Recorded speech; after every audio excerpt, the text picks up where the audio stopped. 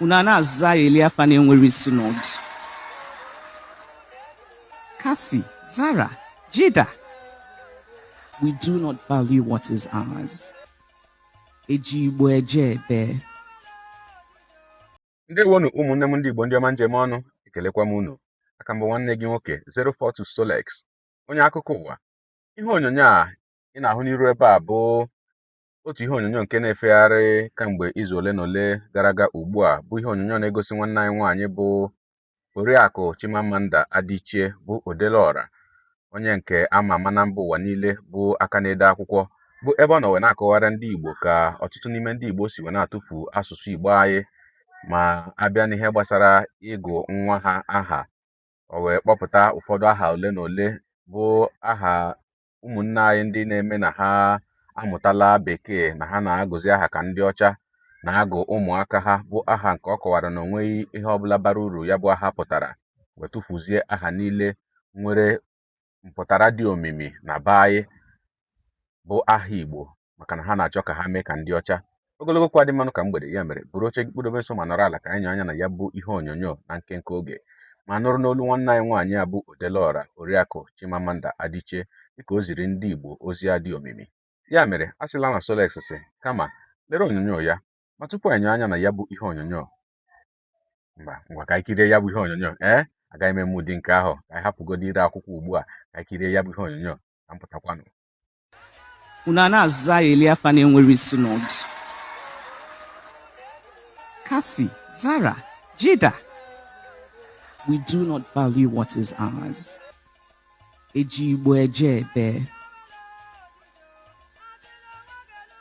Not only is that an example of remarkable stupidity, but we must remember that human needs are not merely material. So this person was talking about, I don't want my child to learn Igbo. Igbo will confuse my child. My child will not get a good job.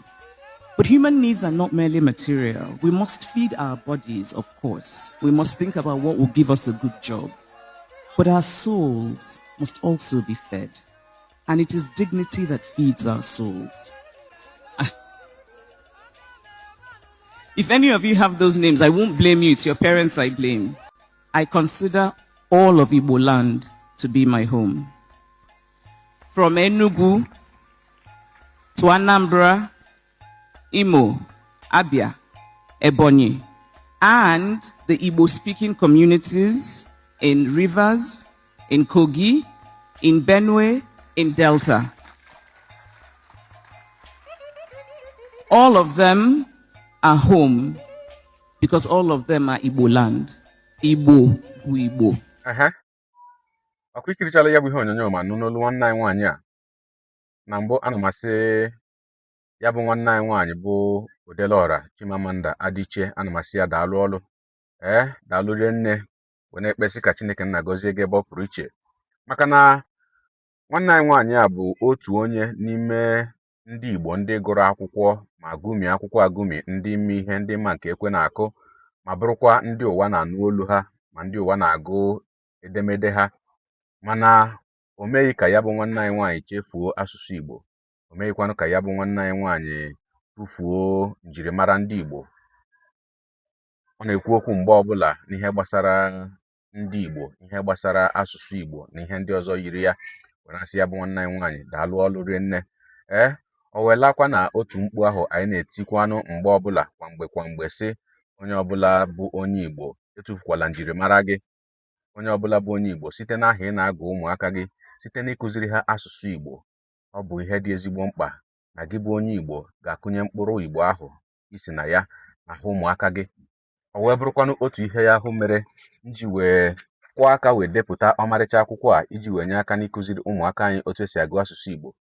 Ya bụ akwụkwọ mkpọrọ Uchenna bụ ọmarịcha akwụkwọ na-akọ akụkọ gbasara nwata nwa mgbe ya bụ onye na-enweghị nne ma onweghị nna, mana o si n'ụkọ bilie ebe ọgaranya site n'ige ntị ndụmọdụ ndị okenye ya na site n'ịgbasi mbọ ike dịka nwata.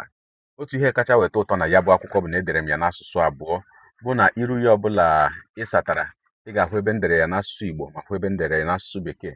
Ihu ebe ndere ya n'asụsụ Igbo, hụkwa ebe ndere ya n'asụsụ Bekee, nke bụ na nwa gị gụwa asụsụ Igbo ya, onwe ihe ọ na-aghọtaghị, ole anya n'ala ya ebe ndere ya n'asụsụ Bekee, ọ ghọta ya ozugbo. Ma ụfọdụ n'ime uru ya bụ akwụkwọ ga-abakwara n'ụmụaka gị bụ nke mbụ, ịmụta otu esi agụ asụsụ Igbo, Nke abụọ, ịmata uru ọ bara ige ntị ndụmọdụ ndị okenye. Nke atọ, ịmata uru ọ bara ịgbasi mbọ ike dịka ụmụaka ya na uru ọ bara ịtọkọba na ichekwa ego bụ nke ama dịka savings n'olu bekee. Ya mere, ị chọrọ ka ụmụaka gị na-asụ Igbo ka Solex? Zụọrọ ha ọmarịcha akwụkwọ a. Ị chọkwara ka ụmụaka gị nwee amamihe, ka ha nwee uche, ka anya ruo ha ala maka uche ruo ha ala, zụọrọ ha akwụkwọ a. Ọ ga-abara ha uru nke ukwuu. Ọ bụrụ na ị chọrọ ịzụ ya bụ akwụkwọ ma bi na Naịjirịa, kpọtụrụ m na akara ekwentị a na-egosi n'iru ihe onyonyo ugbu a. Anyị ga-ezitere gị na mpaghara Naịjirịa ọbụla ị nọ. Ma ọ bụrụkwa na ị bi ala bekee ma chọọ inweta akwụkwọ a, aga m etinye link Amazon na ngalaba okwu ihe onyonyo a, nke ga-abụ ịkpa ya bụ link aka obube gị na Amazon, ebe ị ga-azụ ya bụ akwụkwọ ma tinye adreesị gị. Ndị Amazon ewetara gị ya na mpaghara ụwa ọbụla ibi. Ya mere, ọ bụrụ na ị hụrụ ụmụaka gị ahụ n'anya dịka onye Igbo ịbụ, ihe mbụ ị ga-eji wee gosi ha ịhụnanya ahụ ị nwere n'ebe ha nọ bụ ịkụnye mkpụrụ Igbo n'ime ha. Zụọrọ ha akwụkwọ a tata ma kelee m echi. Buy it for your children today and thank me tomorrow. Ụmụnne m, ga-emesịanụ. Tụsara m ihe onyonyo a.